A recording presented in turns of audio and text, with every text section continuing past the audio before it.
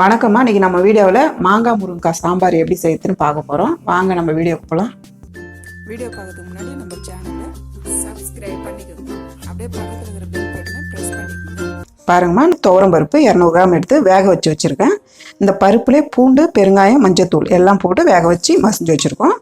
குழம்பு மிளகாத்தூள்மா 1.5 ஸ்பூன் போட்டுக்கலாம். தனியாத்தூள் 1/2 ஸ்பூன், சில்லி பவுட்ரு 1/2 ஸ்பூன், ஜீரகத்தூள் கொஞ்சமாக போட்டு நல்லா மிக்ஸ் பண்ணிவிடுங்கம்மா. இந்த பருப்புலேயே போட்டு நல்லா மிக்ஸ் பண்ணிவிடுங்க. பாருங்கம்மா, இந்த மாதிரி கலக்கி விட்டுருங்க. கொஞ்சமாக தண்ணி விட்டுக்குங்க. ஏன்னா நம்ம வந்து புளி கரைசல் போட போகிறோம். உப்பு வந்து தேவையான அளவு இதிலே போட்டுருங்க. அவ்வளோதான். நம்ம மிளகாத்தூள்லாம் போட்டு மிக்ஸ் பண்ணி வச்சுட்டோம் பருப்பில். ஸ்டவ் ஆன் பண்ணிக்கமா, கடாய் வச்சுக்கோங்க. ஆயில், சாம்பாருக்கு தேவையான ஆயில் போட்டுக்கோங்க. எண்ணெய் காஞ்சிச்சிங்கம்மா, கடுகு உளுத்தம் பருப்பு போட்டுக்கலாம். பெரிய வெங்காயம் 2 கட் பண்ணி வச்சுருக்கோம்மா, போட்டுக்கலாம். வெங்காயம் நல்லா வதக்கிடுங்கம்மா. பாருங்கம்மா, வெங்காயம் நல்லா வதங்கிடுச்சு. 2 தக்காளி கட் பண்ணி வச்சுருக்கேன், போட்டுக்கலாம். ஒரே ஒரு பச்சை மிளகாய் கீறி வச்சுருக்கேன். கருவேப்பிலை தேவையானது. 3 கத்திரிக்காய் கட் பண்ணி வச்சுருக்கோம்மா. கத்திரிக்காய் கட் பண்ணி தண்ணியில் போட்டுருங்க, கருக்காமல் இருக்கும். இப்போ வந்து கத்திரிக்காய், வெங்காயம், தக்காளி நல்லா வதக்கிங்கம்மா. நல்லா வதக்கி விட்டுருங்கம்மா.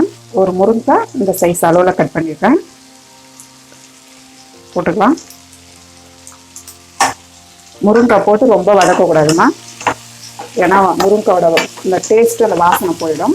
லைட்டாக வதக்கினா போதும். முருங்கைக்காய் போட்டு போதும். ஸ்டவ் ஆஃப் பண்ணிடலாம். இப்போ இந்த பருப்பில் வந்து மாங்காய் போடலாமா. உங்களுக்கு எத்தனை மாங்காய் தேவையோ அத்தனை போட்டுக்குங்க. நான் வந்து 2 மாங்காய் போடுறேன். இப்போ வந்து நம்ம கத்திரிக்காய், முருங்கைக்காய் வதக்கி வச்சுருக்கோம் இல்லைங்களா, இந்த பருப்பில் நம்ம போட்டு போகிறோம். அவ்வளோதாம்மா. பருப்பில் வந்து நம்ம வந்து மிக்ஸ் பண்ணி விட்டுருங்க இந்த அளவுக்கு. இப்போ நம்ம கொதிக்க வைக்கணும். இப்போ கலக்கி விட்டு ஒரு 10 நிமிஷம் நம்ம வந்து கொதிக்க விடலாமா. மூடி வைங்க. 10 நிமிஷம் கொதிக்கட்டும். 10 நிமிஷம் ஆயிடுச்சிங்கம்மா. இப்போ ஓப்பன் பண்ணி பார்க்கலாம். பாருங்கம்மா, இந்த மாதிரி வந்து மாங்காய், முருங்கைக்காய் இந்த மாதிரி வெந்து இருக்கணும். 2 எலுமிச்சம்பழம் சைஸில் புளி எடுத்து கரைச்சி வச்சுருக்கேன். இப்போ ஊற்றிக்கலாம். ஏன்னா எப்பயுமே வந்து சாம்பார் ஒரு கொதி வந்த உடனே தான் நம்ம புளி கரைச்சல் ஊற்றணும், இல்லைன்னா வந்து காய்ங்க வந்து வேகாது. இப்போ அப்படியே கிளறி விட்டு இப்போ நம்ம ஒரு 5 நிமிஷம் மூடி வைக்கலாம். 5 நிமிஷம் ஆயிடுச்சுமா. இப்போ பார்க்கலாம்.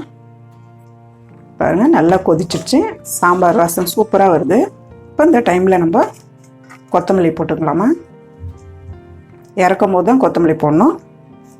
கொஞ்சமாக கருவேப்பிலை நல்லா பொடியை கட் பண்ணி போட்டுக்கலாம். அவ்வளோதாம்மா, சூப்பரான முருங்கைக்காய் மாங்காய் சாம்பார் ரெடி ஆயிடுச்சு. நீங்களும் வீட்டில் செஞ்சு பாருங்கள். இந்த வீடியோ உங்களுக்கு பிடிச்சிருந்தா லைக் பண்ணுங்கள், ஷேர் பண்ணுங்கள். உங்களுக்கு ஏதாவது டவுட் இருந்தால் கமெண்ட் பண்ணுங்கள். அம்மாவோட வீடியோஸ் சுட சுட தெரிஞ்சுக்க மறக்காமல் நம்ம சேனலை சப்ஸ்கிரைப் பண்ணிக்கோங்க.